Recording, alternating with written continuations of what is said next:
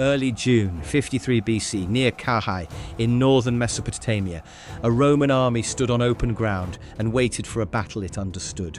The men had marched far from Syria, past familiar roads and fortified towns, into a country where the air felt dry on the tongue and the horizon gave away almost nothing.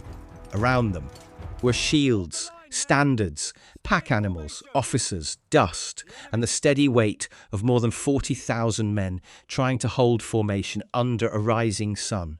Across the plain, perhaps 10,000 Parthian horsemen moved with a patience that felt wrong to Roman eyes.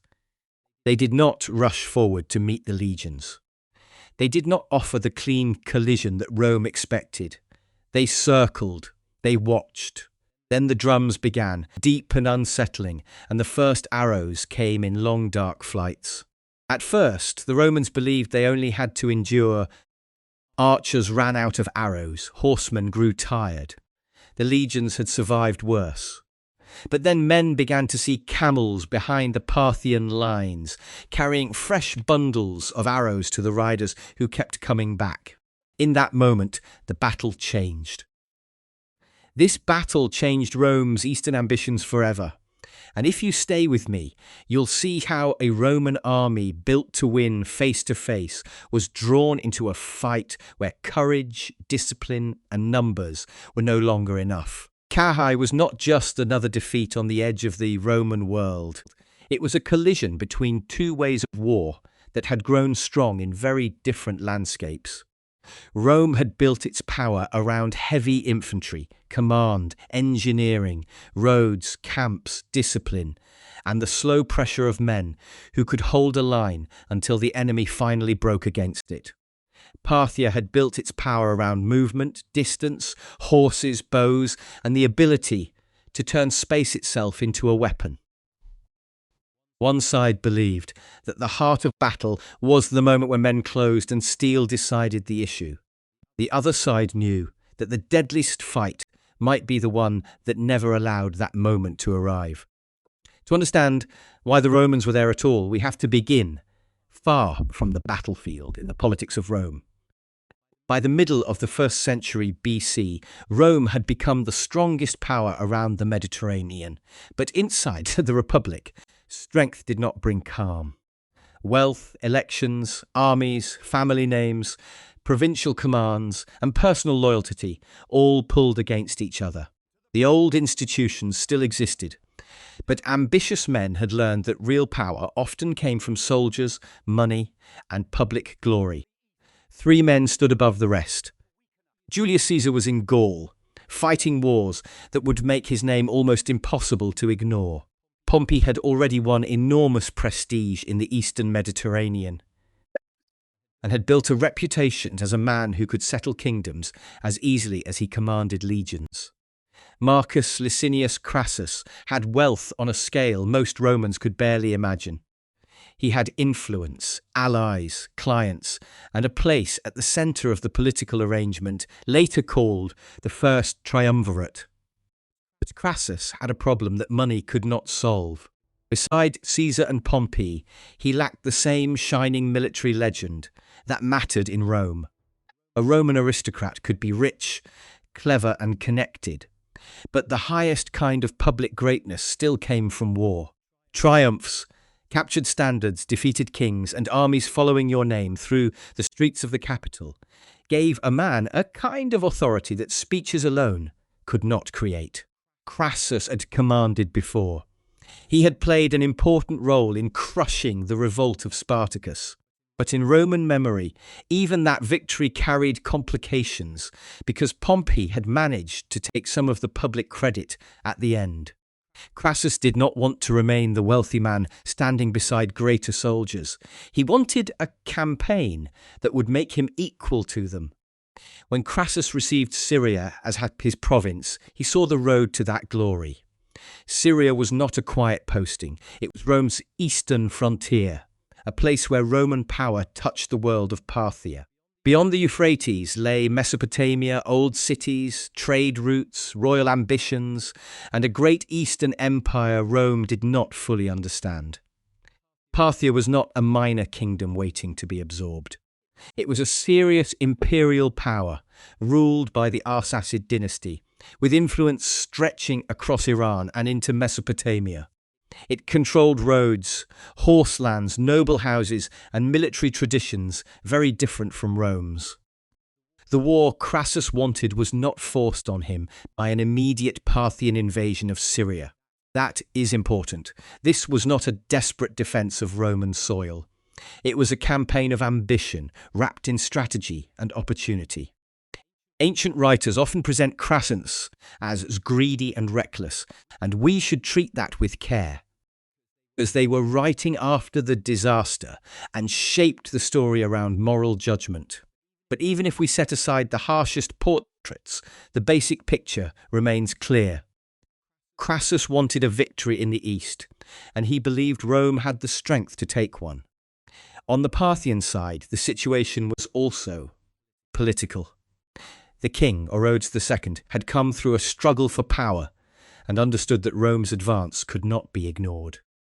But he did not respond by throwing every available soldier into one great defensive mass. He divided the problem. Armenia mattered because it sat in the highlands between the Roman and Parthian worlds. If Armenia joined Rome fully, it could threaten Parthia from dangerous ground. So Orodes focused on that front and left the mobile defense of Mesopotamia to one of the most capable men in the Parthian world. That man was Shurena. Shurena was not simply a desert raider or a lucky cavalry chief. He came from one of the great noble families of Parthia, and his position gave him both authority and resources. Ancient accounts make him young, powerful, wealthy, and surrounded by retainers. But what matters most for this story is what he did. Shurena gathered a force that matched the country and the problem. He did not need to defeat the Roman legions by being stronger in the Roman way. He needed to prevent the Romans from using their strength at all. His army was small compared with Crassus's. Most estimates place it around 10,000 mounted troops. About 9,000 were horse archers, men trained to ride, keep distance, shoot, turn, withdraw, and return. Around 1,000 were cataphracts, heavily armoured cavalry, whose presence could threaten any Roman unit that became disordered or isolated. Behind them came something less dramatic than armour, but just as important, a train of camels carrying arrows. Shurena was preparing not for a heroic charge, but for a long process of pressure. He understood that if the Romans could be kept at a distance, every minute would work against them. Before Crassus marched into the open country, another path had been offered to him. Artavasdes II, the king of Armenia, advised him to move through Armenian territory. That route would be harder, slower, and less direct, but it had one great advantage. The terrain would be rougher. Hills and mountains would limit the freedom of Parthian cavalry. In such country, Roman heavy infantry would not be so exposed. Armenia could also offer troops, including cavalry, and it would bring the Roman army into the war through ground that favoured caution. Crassus rejected that route. He chose the more direct movement through Mesopotamia. On a map, that choice made sense if speed was the main concern. It brought the army toward the enemy more quickly. It avoided a longer northern march. It looked like confidence. But in war, the shortest road is not always the safest road, and the ground ahead would reward the very style of fighting Rome was least prepared to answer. The campaign began with the familiar weight of Roman movement. Legions could be impressive even before they fought. Thousands of men marched in ordered bodies. Standards rose above the columns. Officers moved along the lines. Pack animals carried supplies, tools, tents, weapons, and the countless materials that made a Roman army more than a crowd of soldiers. Rome did not simply send men into war. It carried a system with it. But as Crassus moved deeper, that system entered a space where information became uncertain. Local guides mattered. Scouts mattered. Rumours mattered. Ancient sources speak of questionable advice and possible deception from local figures, and the details vary.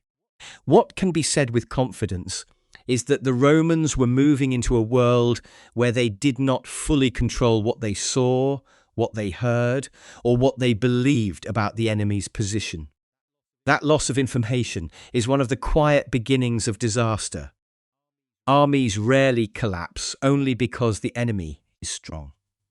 They collapse because decisions are made without enough truth. Crassus still had numbers. He still had Roman discipline. He still commanded men who believed the legions could endure almost anything. But the campaign had already begun to tilt. He had chosen the ground. Surenna had chosen the method. Soon the two choices would meet near Carrhae. The country around Carrhae was not an endless sea of sand, and it should not be imagined as an empty wasteland where no life could exist. Carrhae, known today as Harran, lay in northern Mesopotamia near the Belek River, in a region with settlements, routes and land that could support movement and agriculture in places. But for a Roman army expecting a close infantry battle, the important fact was simple. The ground was open enough for cavalry to breathe. That mattered more than anything. A Roman legionary needed distance to disappear. He needed the enemy to come close enough for the pilum, the shield, and the short sword. He needed formation to become pressure. He needed the fight to narrow into a contest of bodies, discipline, and nerve. In Spain, Greece, North Africa, and the Eastern Mediterranean, Rome had often made that formula work. It did not always win easily, but its military culture had been shaped around the belief that a steady line of heavy infantry could survive the shock of battle and then decide it. Parthian horse archers needed the opposite. They needed room. They needed a field wide enough to approach without being trapped, shoot without being caught, withdraw without being broken, and circle without being pinned. The open land near Carrhae gave them that room. It allowed Surenna's riders to appear, vanish, separate, gather, and keep the Romans turning their shields toward threats that did not stay in one place long enough to be answered. For Crassus, the terrain created a problem his army was not built to solve. If he advanced, the horsemen could withdraw. If he stopped, they could shoot. If he spread out, his men might become vulnerable. If he tightened the formation, he created a denser target. If he sent cavalry forward, it might be pulled away from support. If he waited for the arrows to stop, he depended on a weakness Surenna had already prepared to cover. The Roman army was still formidable. Crassus had around 7 legions, though exact numbers vary in ancient accounts and modern estimates.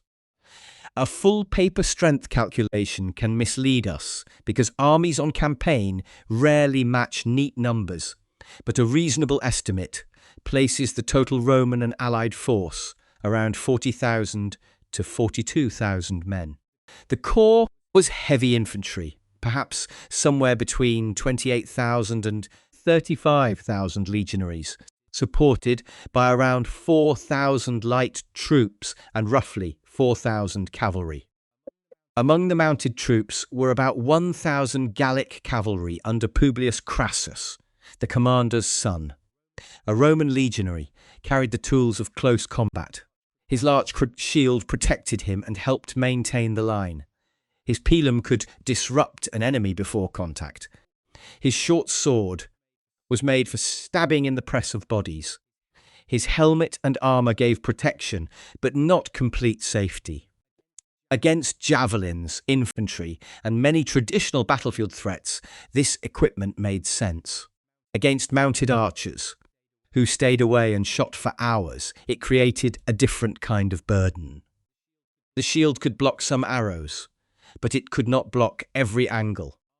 Armour could save a man from one hit and fail against another. A soldier could crouch behind his shield, but he could not win a battle by surviving in place forever. The Roman cavalry was the weak point. Roman armies often used cavalry, and allied horsemen could be useful, but Crassus did not have mounted forces equal in number, quality, or tactical purpose to Surena's. Publius's Gallic cavalry had courage and experience. Some of these men had served in the hard fighting of Caesar's campaigns in Gaul. They were not cowards, and they were not useless. But they were being asked to fight in a style and setting where Parthian cavalry held the deeper advantage. Surena's army was built almost entirely on that advantage. The horse archers carried composite bows, powerful weapons made from layered materials that gave strong force from a compact shape useful on horseback. A rider could approach, shoot, turn away, and continue to move. Skilled horse archers could also shoot while withdrawing, the famous Parthian shot, which made pursuit dangerous. A Roman who saw the enemy retreat could not be sure whether he was watching fear or bait. The cataphracts gave Surenna another tool. These were heavy cavalrymen, armoured in a way that made them visually and psychologically powerful.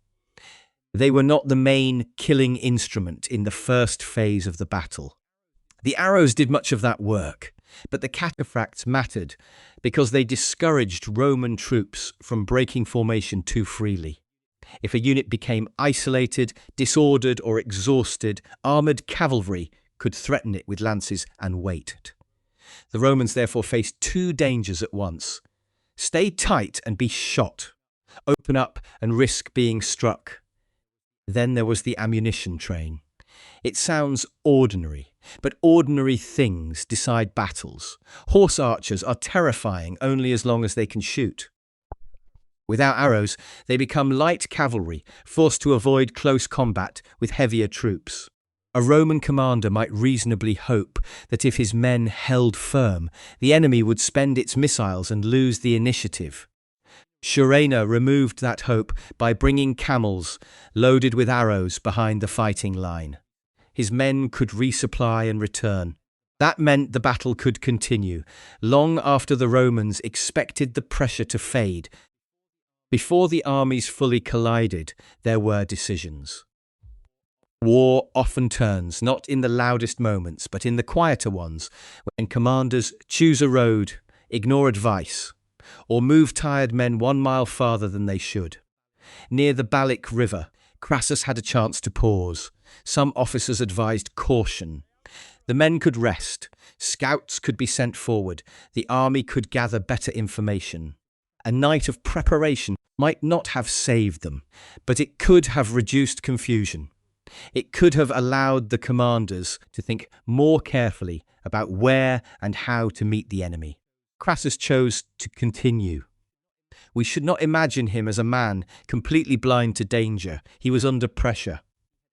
He had entered enemy country to win a campaign, not to appear hesitant. Delay could make soldiers nervous. Delay could let the enemy withdraw or concentrate. Roman commanders were expected to act, and Roman confidence had been built by generations of armies that moved forward. So Crassus pressed on. The men ate quickly, some while still in their ranks, and the army moved toward the place where Surenna wanted it. That decision matters because fatigue and uncertainty are not small details. A tired soldier holds his shield differently. A thirsty man hears orders less clearly. A column pushed forward before it understands the enemy has less time to shape the battle. Crassus did not lose Carrhae only because he marched past one river. He lost because each decision narrowed the choices available to him, until the final choice was made on ground that favoured his enemy. As contact approached, Crassus considered how to deploy. Cassius, one of his senior officers, reportedly advised a wider line. A broader formation might reduce the risk of being surrounded, though it could create other problems. Crassus instead formed a hollow square, with cohorts facing outward and the cavalry and baggage protected within or near the centre. The choice was understandable.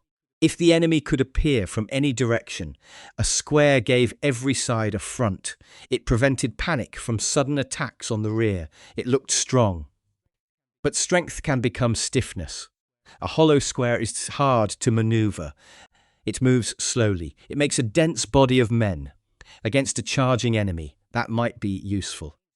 Against horse archers, it created a large target that could be approached from all sides. The Roman formation could resist being broken quickly, but it could not easily force the enemy to stop shooting. The soldiers standing inside that formation would not have understood every strategic detail, but they would have felt the difference. They knew the normal sounds of battle. They knew the rumble of infantry, the shouted commands, the moment before contact when men braced for impact. What came from the Parthian side was different. The sound of hooves spread across the field. Dust rose in broken curtains. Then came the drums. Ancient writers describe the Parthians using deep drums that produced a frightening sound before the fighting began. Whether every detail reached us exactly as it happened, the psychological purpose is clear. Shurenna wanted the Romans to feel the battle before they could control it. He wanted them to look outward in every direction. He wanted them to understand that the enemy did not intend to stand still. By mid-morning, the Roman army had formed, but the enemy had not given Crassus the battle he wanted. Parthian horsemen showed themselves across the plain. The cataphracts appeared in heavy armour, riders and horses carrying a weight and shine that drew the eye. Around them, horse archers spread wider, looser and faster. From a distance, the Parthian army may not have looked large enough to destroy a force the size of Crassus's, but it occupied space with unusual skill. 10,000 horsemen could seem to be everywhere if they never had to stand in one place. The first phase was contact without contact. The Parthians came close enough to shoot and stayed far enough away to avoid being caught. Arrows began to fall into the Roman formation. Some struck shields and glanced away.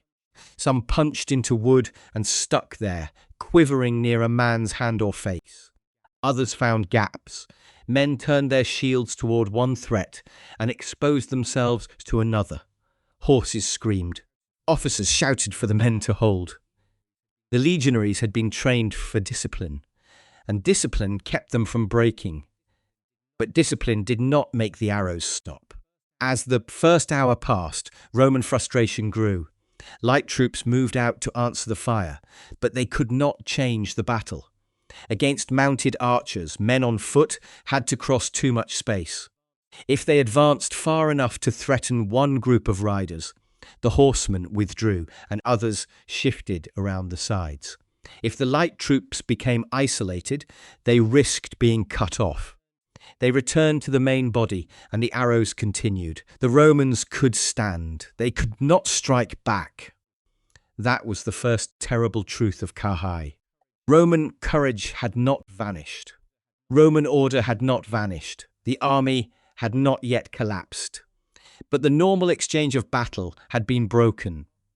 The Parthians could hurt the Romans, while the Romans could not hurt them in return.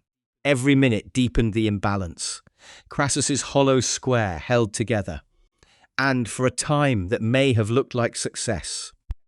The men kept their ranks. The standards remained visible. Officers could still move commands through the formation, but by noon the square's strength had become a trap. It protected the army from sudden cavalry charges on the rear, but it also fixed the army in place. The men could not easily chase the horse archers without opening gaps. They could not spread out without weakening the formation. They could not close the distance because the enemy refused to be closed with. Shurenna managed the pressure carefully. His horse archers circled and fired. His cataphracts threatened. The Roman soldiers were forced to pay attention to both. If they loosened formation to reduce the damage from arrows, the presence of heavy cavalry warned them not to loosen too much. If they tightened formation to feel safe, the arrows struck into a denser mass. There was no comfortable answer. The battle became a test of nerves and endurance, but not the kind Rome preferred. Roman endurance usually meant holding through shock until the enemy's strength broke. Here, endurance meant absorbing wounds, while the enemy remained fresh enough to continue. A legionary could raise his shield. He could crouch. He could curse the horseman. He could wait for an order. But he could not make a mounted archer accept a sword fight. Hours passed, and the Romans waited for one thing above all: silence from the Parthian bows. Arrows are not infinite. Every army has limits. The men could tell themselves that if they held long enough, the enemy would run short. Then the balance would change. Then the legions could move. Then the horsemen would have to withdraw or come close. Then they saw the camels. Behind the Parthian line, the camel train moved with fresh supplies of arrows. Riders who had spent their ammunition could return, refill, and rejoin the attack. The sight carried a meaning every soldier could understand. This was not a raid. This was not a burst of harassment. Carrhae had planned for the battle to last. He had prepared for the exact Roman hope that the arrows would stop. That moment may have done as much damage to morale as the arrows themselves. Pain can be endured if a man believes it has an end. Fear grows heavier when the end disappears. The Romans now faced a machine of motion and supply. Carrhae had turned mounted archery into a sustained battlefield system, and Crassus had no clear way to break it. In the afternoon, Crassus made the decision that changed the battle's shape. He ordered Publius Crassus to lead a force out from the main army and attack. The purpose was clear. The Roman army could not remain forever under arrows.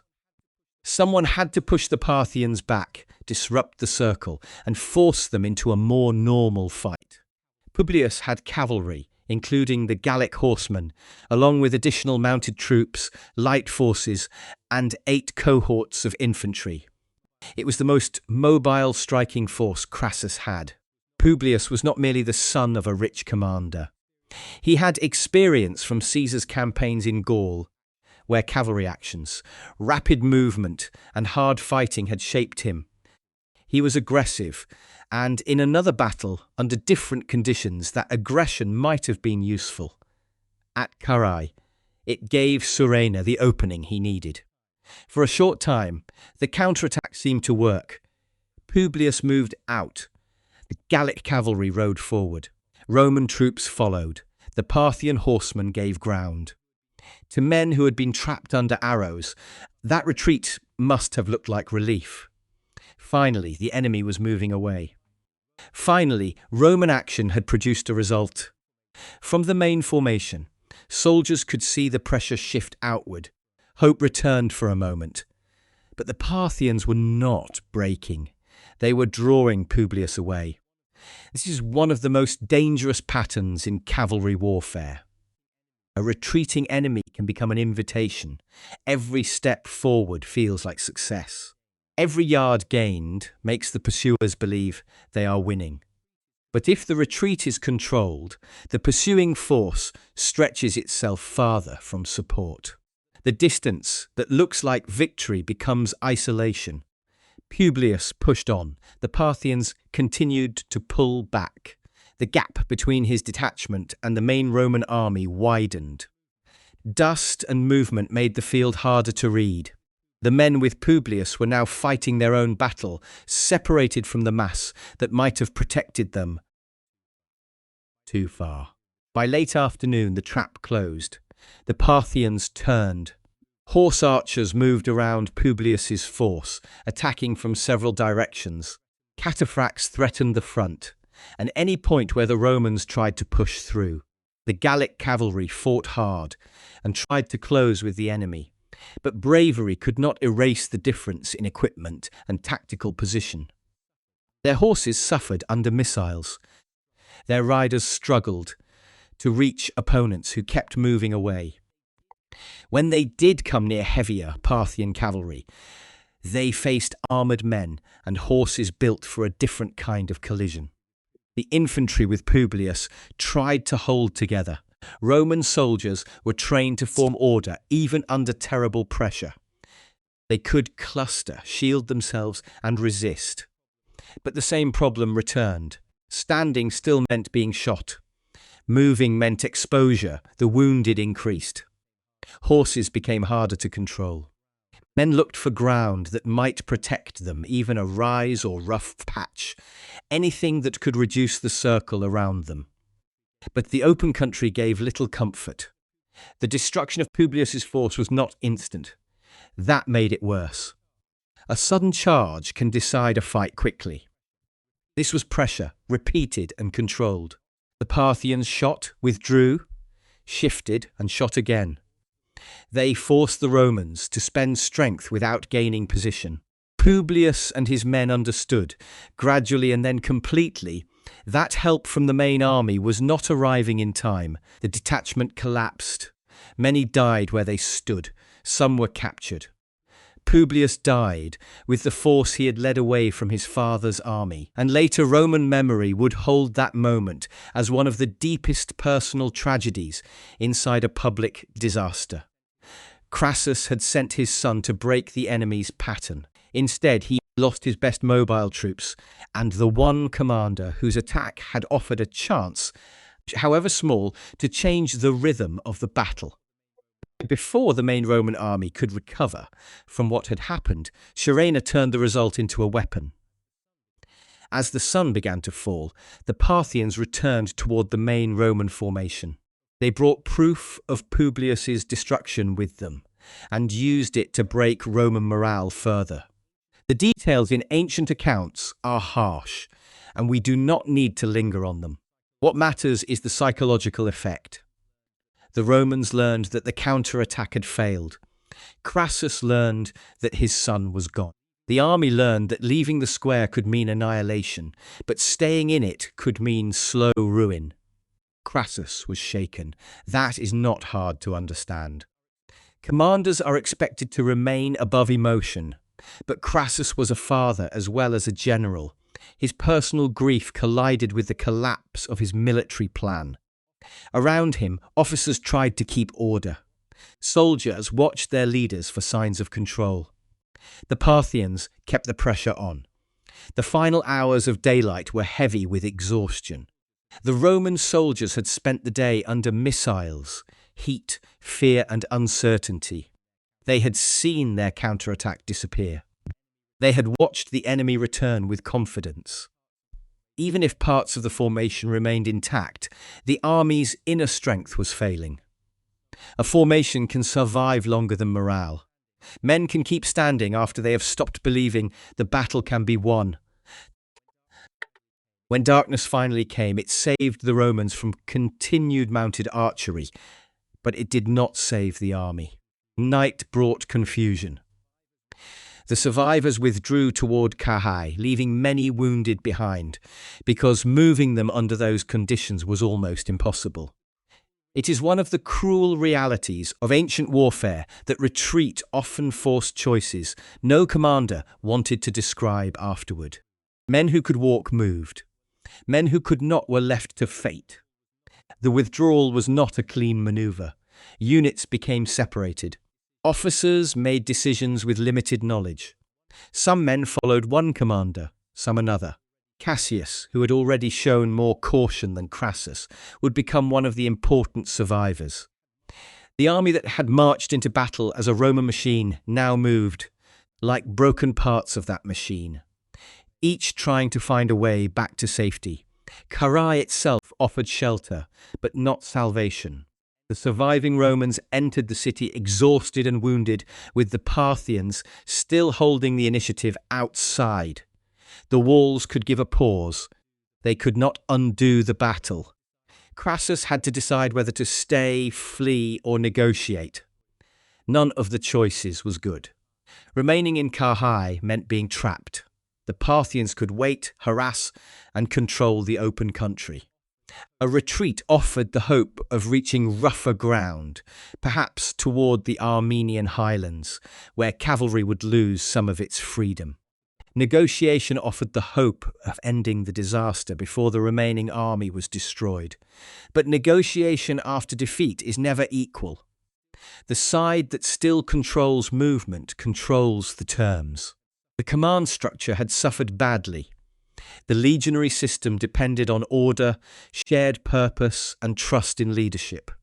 After the battle, all three were damaged. Soldiers who had stood under arrows all day were less willing to obey calmly. Officers disagreed over what could still be saved. Cassius and others understood that survival might require swift action, even if it meant leaving the larger body. Some groups eventually escaped separately. Others remained tied to Crassus and his uncertain course. Crassus tried to move towards safer ground. The logic was sound. In hills or rougher terrain, Parthian cavalry could not operate with the same deadly freedom. But the retreat was confused.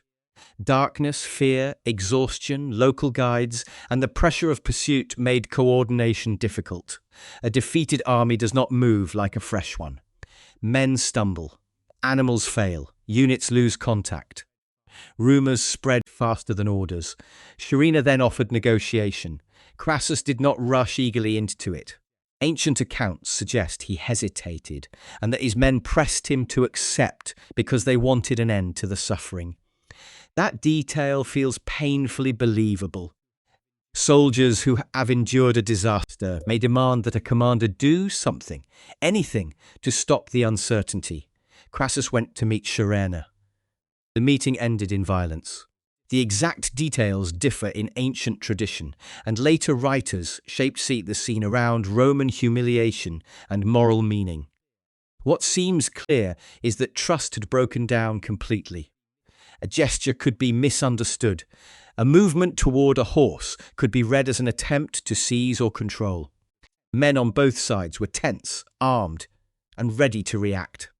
In that confusion, Crassus was killed. It was not the clean ending Rome would have written for one of its great commanders. No ordered final stand, no triumphant last charge, no battlefield recovery. Crassus died after his army had already lost control of the campaign, the battle, the retreat, and finally the negotiation meant to save what remained.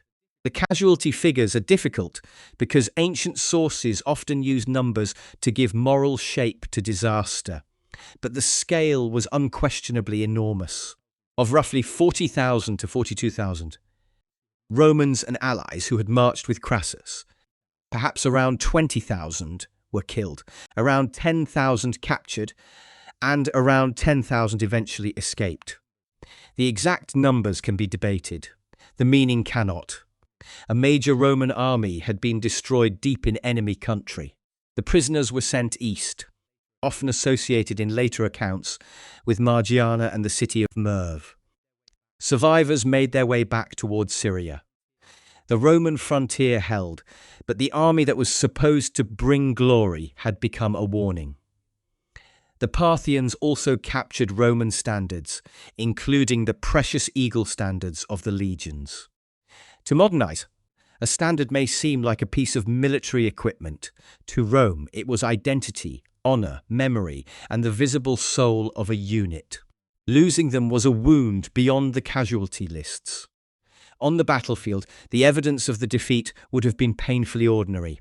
Broken shields, abandoned pila, empty water skins, dead horses, pieces of armor in the dust. The open ground that had looked passable before the battle now carried the proof that Crassus had chosen the wrong place to force the wrong kind of war. The plain had not swallowed the Roman army through magic. It had exposed every weakness Sharina needed to exploit.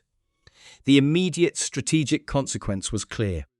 Parthia had proved that Rome could be beaten in the east, not by matching legion against legion, but by refusing the Roman model altogether. Rome's advance into Mesopotamia stopped. Syria became more exposed. The Euphrates grew even more important as a frontier zone between Roman and Parthian influence. Future Roman leaders would continue to campaign in the east, and some would win impressive victories. But Carrhae remained in the background as a warning written in loss. In Rome, the political consequences were just as serious. Crassus had been one of the three great weights balancing the Republic's most powerful men. With him dead, that balance weakened. Caesar remained in Gaul with loyal legions and growing glory. Pompey remained in Rome with prestige and political influence. Without Crassus between them, the rivalry that had already been forming became harder to contain. Carrhae did not cause the Roman civil war by itself. Rome's crisis had deeper roots than one battle, but it removed a man whose wealth and influence had helped hold the arrangement together. After Carrhae, the Republic moved closer to the confrontation between Caesar and Pompey. The military meaning lasted even longer. Carrhae showed that an army's greatest strength can become almost useless if the enemy controls the conditions of battle. Rome had heavy infantry of extraordinary discipline. It had numbers. It had confidence built by centuries of war. But Shurinna controlled distance. He controlled tempo.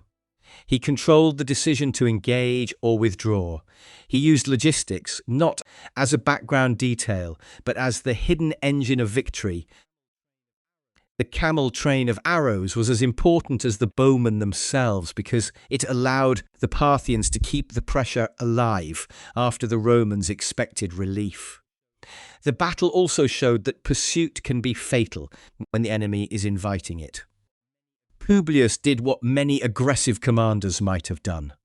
He saw the enemy give ground and tried to turn pressure into victory.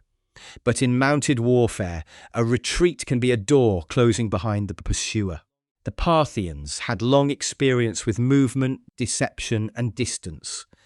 The Romans had entered their world. Carrhae became part of Rome's memory not only because of the dead, but because of the humiliation. The captured standards remained a symbol of disgrace for decades. When Augustus later recovered some of them through diplomacy in 20 BC, he treated it as a great public achievement. That tells us how deep the wound had gone. Rome could turn even a diplomatic recovery into a message of restored honour, because Carrhae had never been forgotten. And at the centre of the story remains that first terrible realization on the plain near Carrhae. Roman soldiers stood in formation, waiting for a battle that never arrived in the form they understood. They had shields, swords, courage, officers, and numbers. They had the memory of Roman victories behind them. But the enemy did not need to break their courage all at once. Shurinna only had to make their courage irrelevant, minute by minute, arrow by arrow, decision by decision. Carrhae was not simply the day Crassus died. It was the day Rome learned that power carried too confidently into unfamiliar ground can become fragile. It was the day a smaller army used terrain, mobility, patience, and preparation to make a larger army helpless. It was the day the eastern frontier became more than a line on a map. It became a warning. Centuries later, the modern battlefield near Harran is quiet, with dry wind moving over open ground where Roman standards once disappeared. And the silence still seems to ask how a powerful army could march so far from home and lose the very kind of war it thought it understood.